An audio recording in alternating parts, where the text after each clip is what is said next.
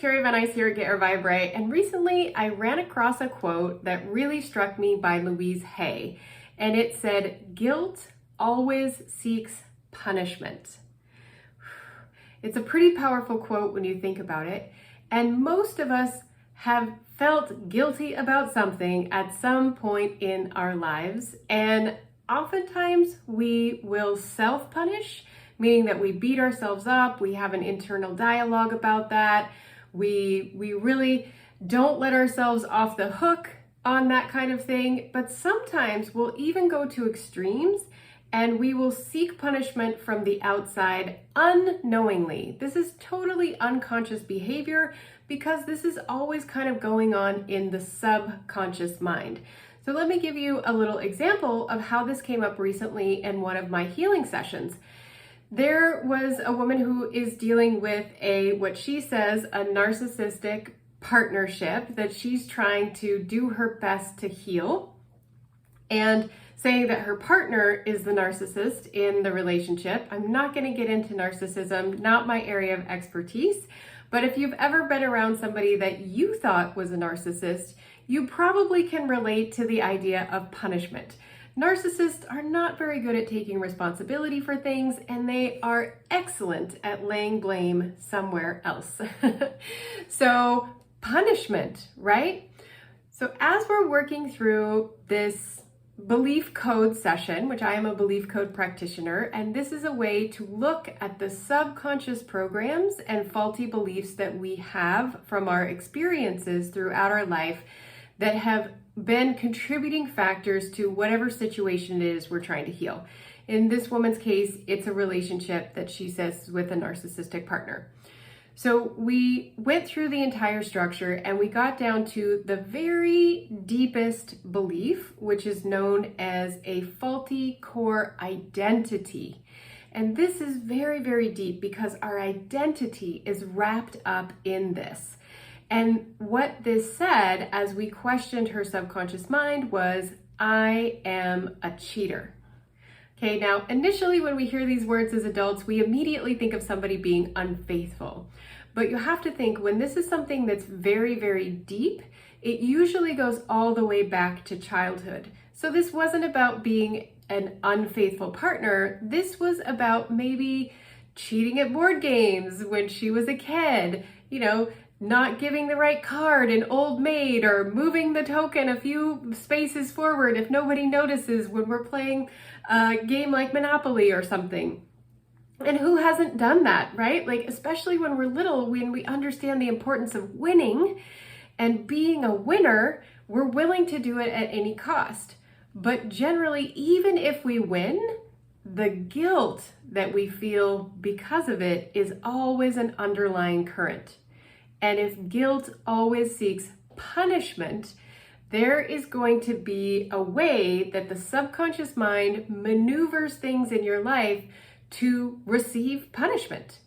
And it might not even seem like it's connected to that thing or that thought or that belief. So in this woman's case, I'm a cheater, guilt seeks punishment.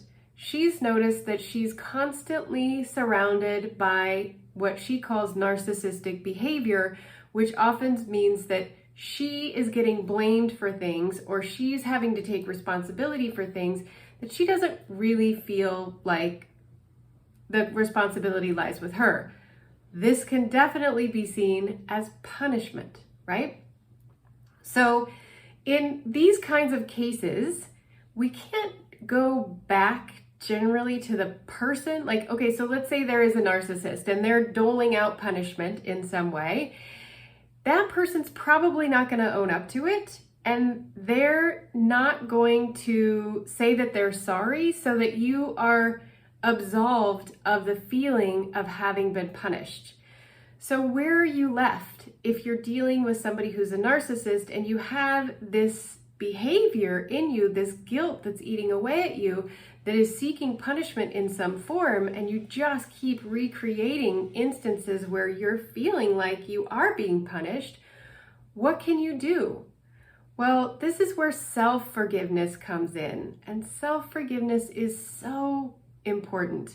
Even when somebody comes to you and apologizes for some behavior where you feel you were wronged, and you get the quantifiable healing of that and you feel better, I would say that there's always a way that you can forgive yourself in that situation as well.